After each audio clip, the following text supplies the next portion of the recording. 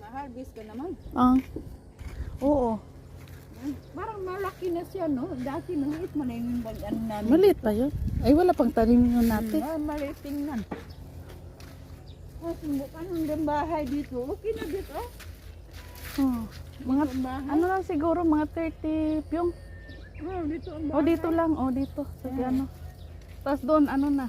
Taniman. Taniman. Dito ang manukan nyo. Asa man manukan? Doon sa may, ano, doon sa doon. O, ate, o. Ideya ko ba? Mani sa ano, sa ilalim. Kasi mauna to ma-harvest eh.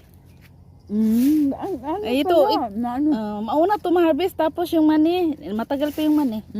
Kaya ideya ko, ganyan. Ang mani ko, ilang piraso yung ano. Nabuhay. Yung list. Dito tama dito, mano din. Ate, oh. Masarap to, te. Masarap to na ano. May sili ako, marami ako. Hindi to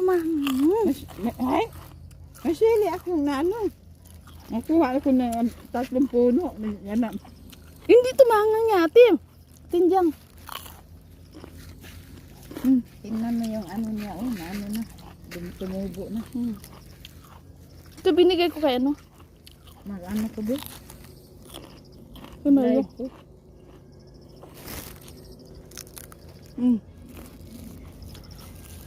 Sabihan mo.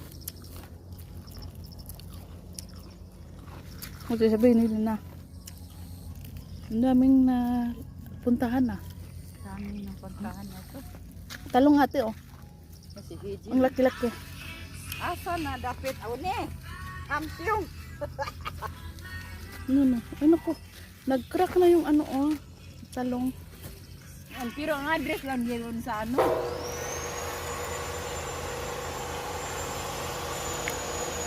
May bisita ko, si Ate Gian.